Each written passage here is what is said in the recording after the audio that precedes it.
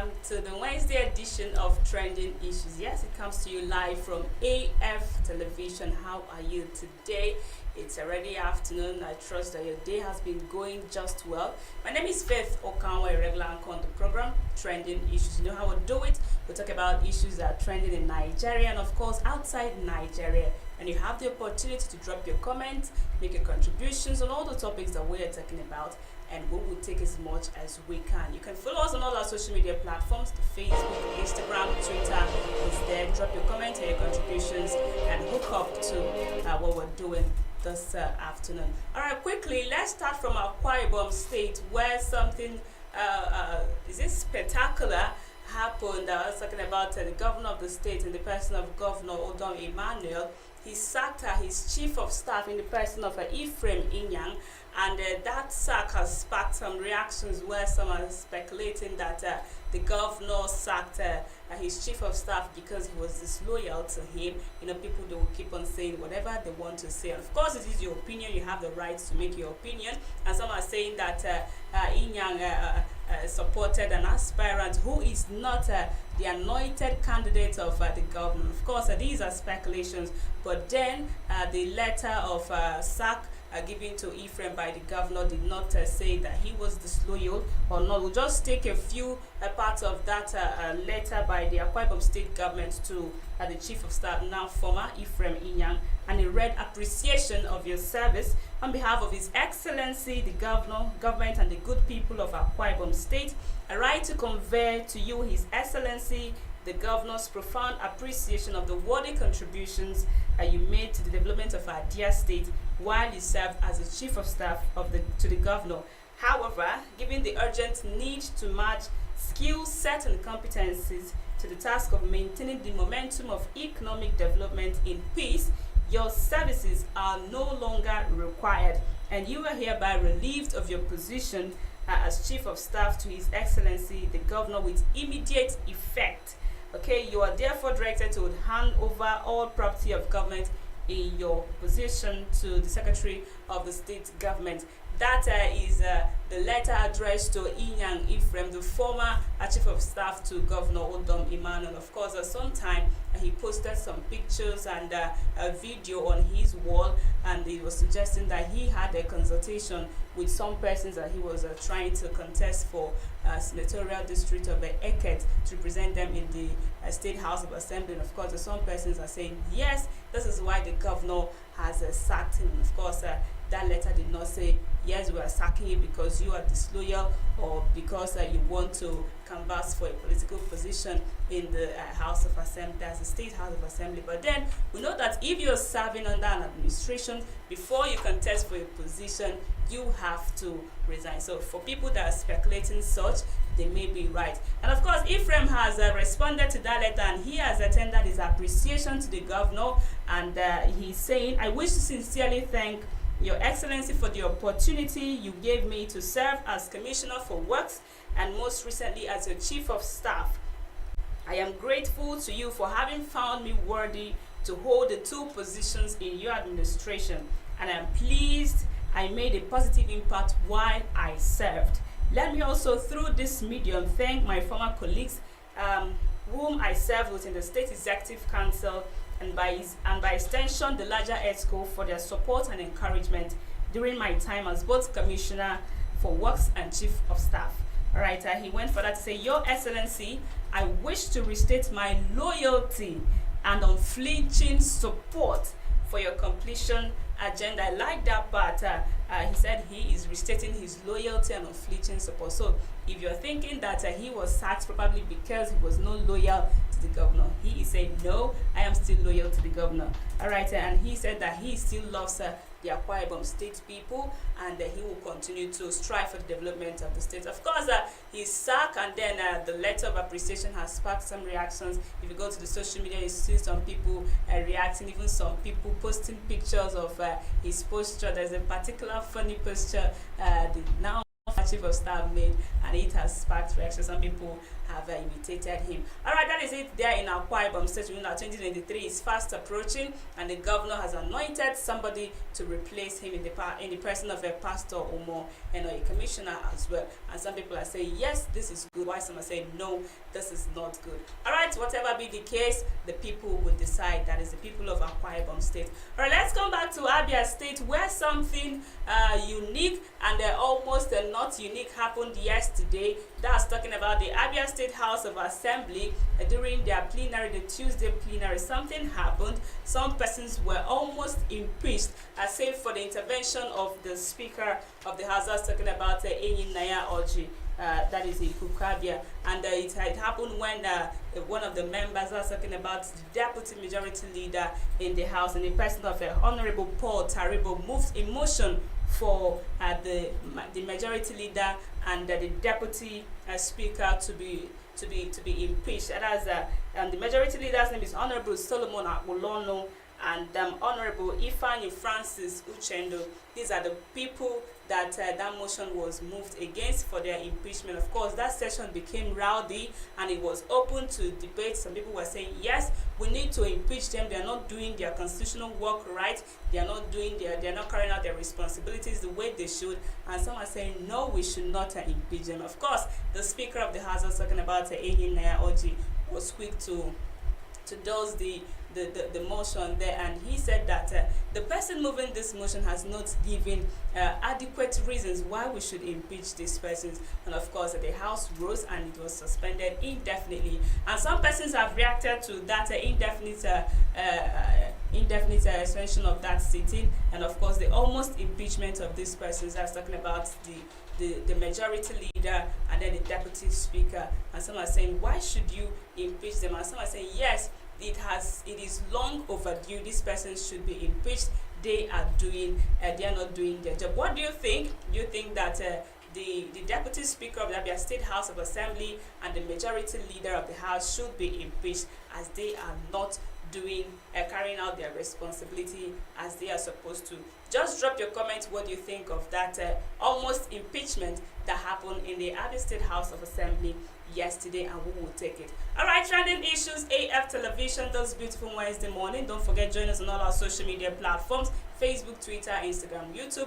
Drop your comments. Also share using the share button so that everybody, your friends, your well-wishers, even your enemies, can also hook up to what we're doing this afternoon. All right, let's move to Abuja. Yesterday, civil society organizations, about 25 of them, declared yesterday as a national protest day as regards to President Muhammadu Buhari's refusal or failure to sign the amended electoral bill into law. Of course, you know that some people have been saying, please, Mr. President, sign this bill into law. You know that that bill was passed by the National Assembly and that it was transmitted to the President, but the President said, no, this particular clause supporting a direct primary needs to be removed. We do not want it. And of course, the National Assembly heeded to the President's request, and they removed that clause. They retransmitted that bill to the President to assent.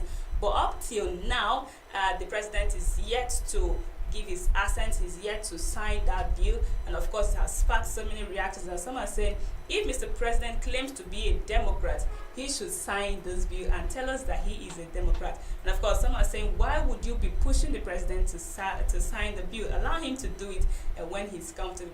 Of course, there's some persons like Ifeanyi Ejiofor, that is the special advisor to the President of Media and Publicity. He came out yesterday to say, the day before yesterday, to say, why are you tackling Mr. President? Allow him. He still have a couple of days before the time frame elapses for him to sign. Of course, he came out again and said that the President will sign this bill in a matter of hours, not days, not weeks. And then yesterday has passed, and yesterday was just a whole 24 hours. This is a new day, and some persons are saying the President will sign this bill today. Just as he said he may sign it yesterday, of course he did not sign it. All right, these civil society groups, they staged a protest in Abuja saying, President Muhammadu Buhari, if you fail to sign this protest, this bill, that means INEC will have to postpone the 2023 election, and it's not a good one. And of course, that protest was held, but we're still waiting for President Muhammadu Buhari to sign the bill. Of course, he's yet to do that. We hope that if he has considered it worthy to sign, he would. Of course, so many people have called for him to sign it, and some are saying that this will elevate the democracy we have in Nigeria, and some are saying yes, the president needs to sign it so that Nigeria will move to another level in terms of democracy. All right, it's the president's decision to sign or not, but we hope that he will do the needful and sign the bill. Yes, that is it. Trending issues. Let's go over to the next story that is trending on Abba Kyari. You know him, DCP Abba Kyari, popular DCP Abba Kyari, now suspended.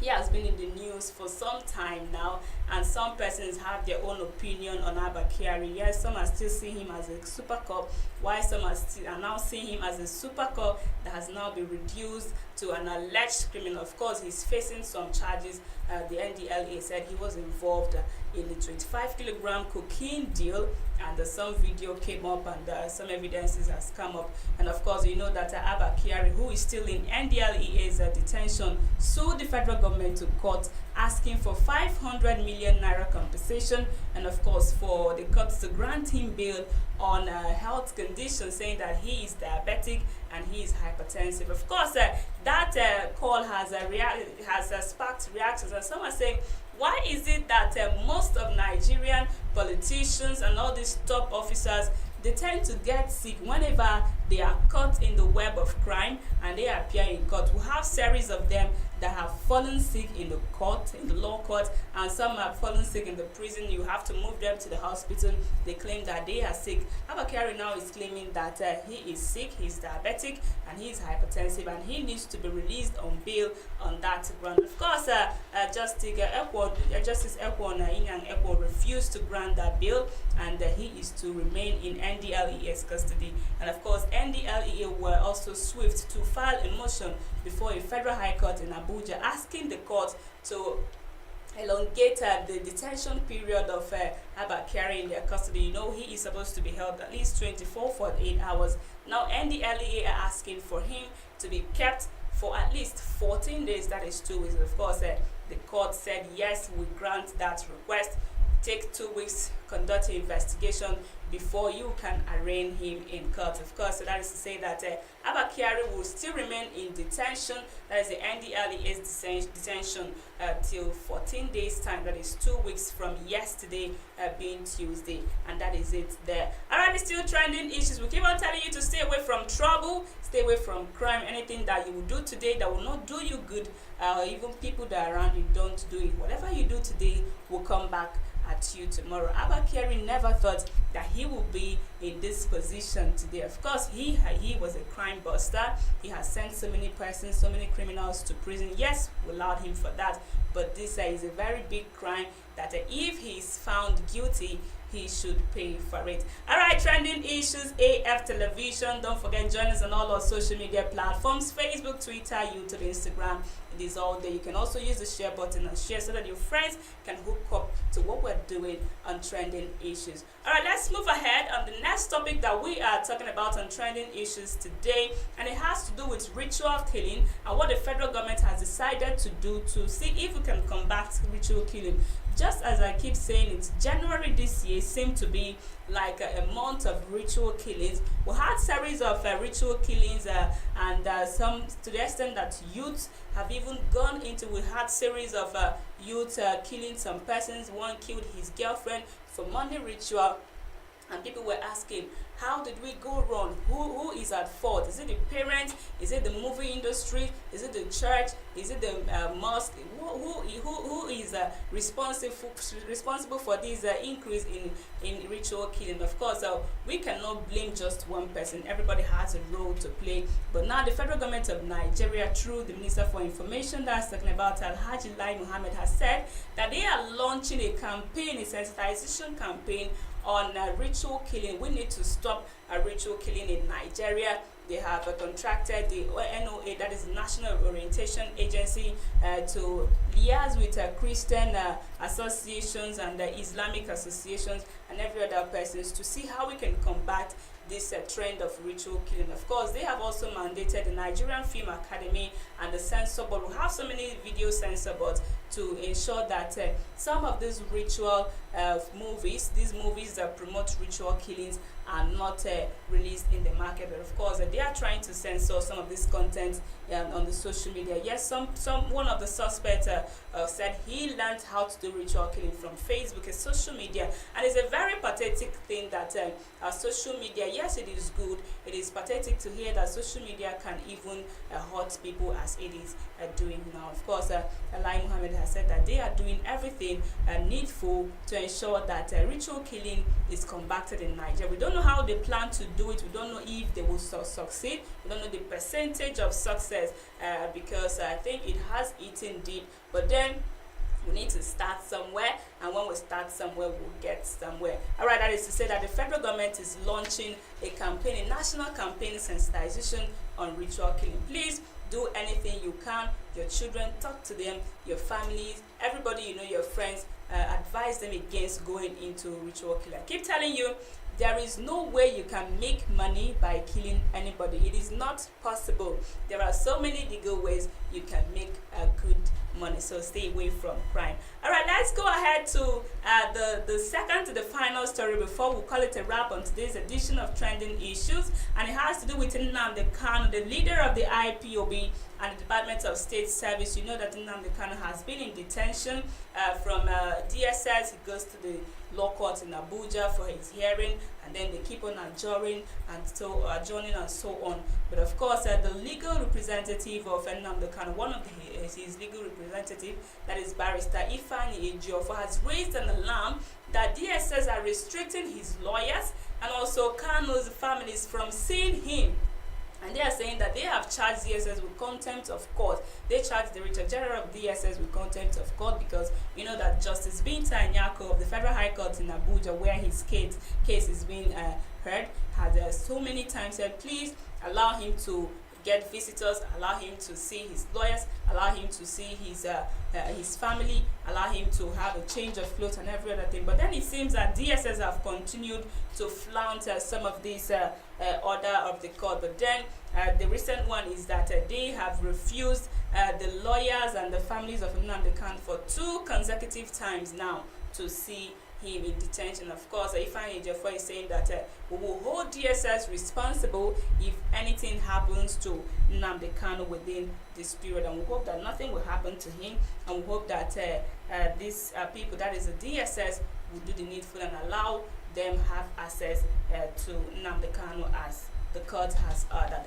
All right, final story on trending issue. It has to do with Ghana, a very close country of ours here. There are brothers and our sisters. We had issues of bullion vans being attacked in Nigeria for the past few days, few weeks, running to months now. It seems it is the turn of Ghana because yesterday a bullion van in Ghana was attacked by armed robbers. But unfortunately for them, they did not succeed in killing anybody. But then some persons sustained injuries, about 3 of them.